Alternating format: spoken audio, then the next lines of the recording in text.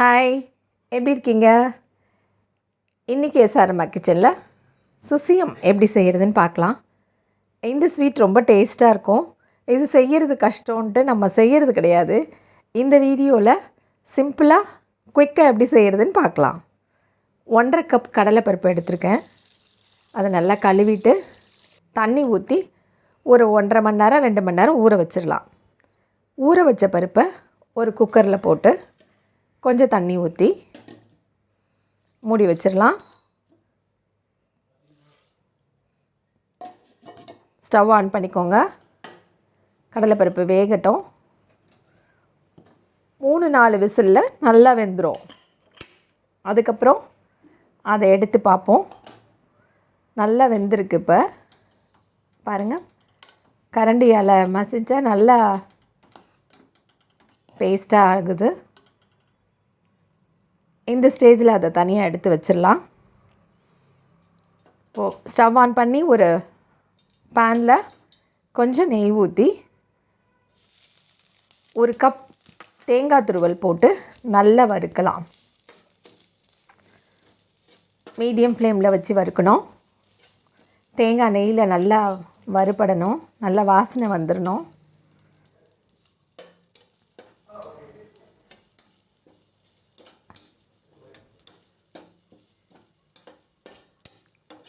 நல்லா வறுபடுது. இந்த ஸ்டேஜில் தேங்காவையும் தனியாக எடுத்து வச்சுக்கலாம். வறுபட்ட உடனே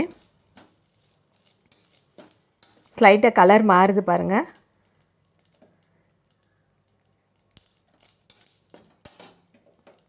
மாறி வரும்போது இதையும் எடுத்து வச்சிடலாம் தனியாக.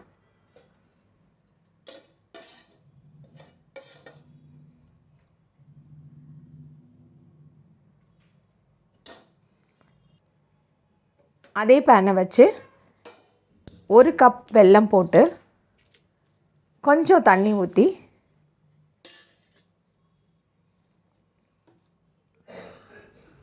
பாகு காய்ச்சிக்கலாம்.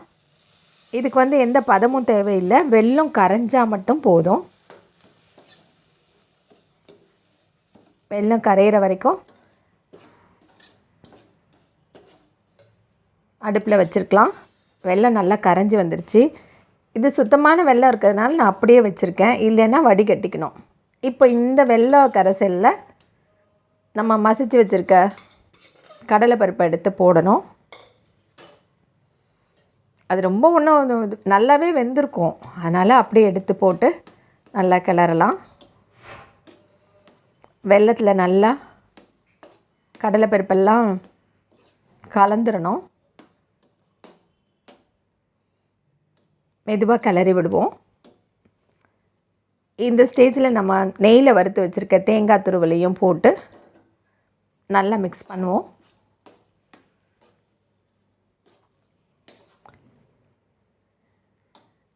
இது கூட கொஞ்சம் ஏலக்காய் தூளும் சேர்த்துக்கலாம். ஏலக்காய் தூளும் சேர்த்து நல்லா கிண்டிக்கலாம். தேவைப்பட்டால் சுக்கு தூள் கூட போட்டுக்கலாம். இன்னும் நல்லாயிருக்கும். இதில் கொஞ்சம் கூட தண்ணி இல்லாமல் நல்லா சுருளை கிண்டிடலாம்.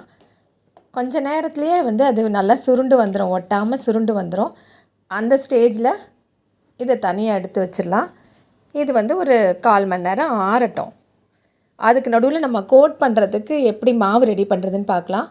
மைதா மாவு கொஞ்சம் 1 டேபிள் ஸ்பூன் அரிசி மாவு போடலாம். கொஞ்சம் உப்பு போட்டு கொஞ்சம் கலர் மாறுறதுக்கு மஞ்சத்தூள் போட்டு கொஞ்சம் கொஞ்சமாக தண்ணி ஊற்றி கலரலாம். நிறைய தண்ணி ஊற்றிடக்கூடாது. கொஞ்சம் கொஞ்சமாக ஊற்றினா போதும். ஊற்றிட்டு அதை இந்த மாதிரி பதத்துக்கு கொண்டு வந்துடணும். நல்லா கரைச்சாச்சு மாவு.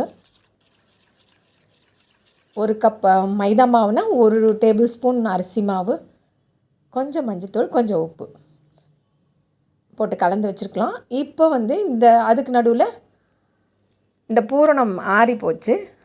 ஆறினதுக்கப்புறம் அதை சின்ன சின்ன உருண்டைகளாக எடுத்து உருட்டி தனியாக முதல்ல எடுத்து வச்சுக்கலாம். எல்லாத்தையுமே உருண்டைகளாக உருட்டி வச்சுக்கலாம்.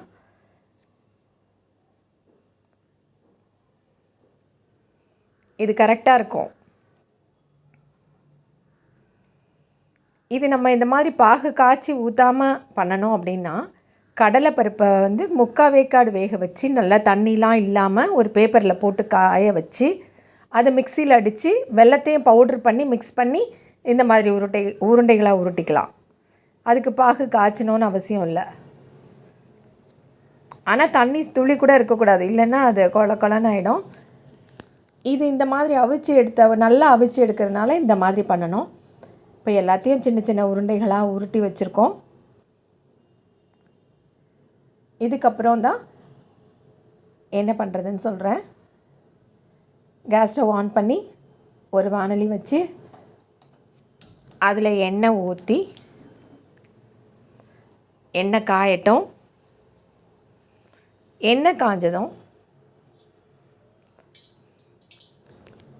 உருட்டி வச்சுருக்க உருண்டைகளெல்லாம் ஒன்று ஒன்றா அந்த மாவில் முக்கி, மைதா மாவு போட்டு வச்சுருக்கோம்ல, அந்த மாவில் முக்கி 2 பக்கமும் பெரட்டி எடுத்து கொதிக்கிற எண்ணெயில் போட்டு பொரித்து எடுக்கணும்.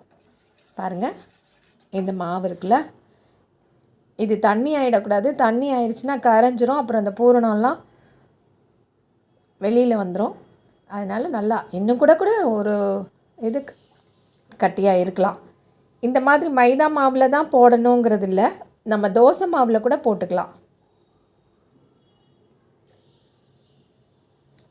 கோதுமை மாவுலேயும் இந்த மாதிரி பண்ணலாம்.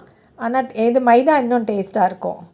பாருங்கள், இது மாதிரி போட்டு ஒரு பக்கம் வெந்ததும் திருப்பி போட்டு எடுத்துக்கலாம். இதை குடஞ்சிக்கிட்டே இருக்கக்கூடாது, லேசாக ஒரு பக்கம் திருப்பணும். நான் கரண்டி ஒரு இதில் குத்திருச்சுன்னு நினைக்கிறேன், அதனால தான் கொஞ்சம் அந்த இது பிரிஞ்சுது. ஜாக்கிரதையாக லேசாக எடுத்து பெரட்டி போட்டு எடுத்துடணும்.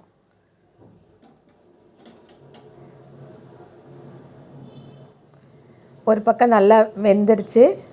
இப்போ நம்ம திருப்பி போடலாம். இதை மாதிரி குத்திக்கிட்டே இருக்கக்கூடாது.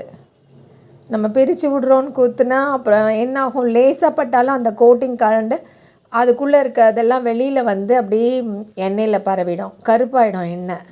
அதனால் ஜாக்கிரதையாக இருக்கணும். நான் பண்ண தப்பு ஒரு இது அந்த ஏதோ கம்பியில் குத்திருச்சுன்னு நினைக்கிறேன். பாருங்கள், அதனால் சாஃப்டாக அப்படி நாக்காக திருப்பி போட்டு எடுத்துடணும்.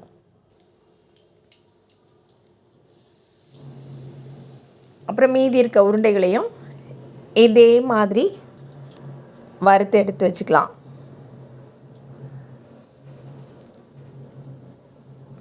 இது சூடாக கிறிஸ்பியாக இருக்கும், ஆறுனாலும் டேஸ்ட்டாக இருக்கும்.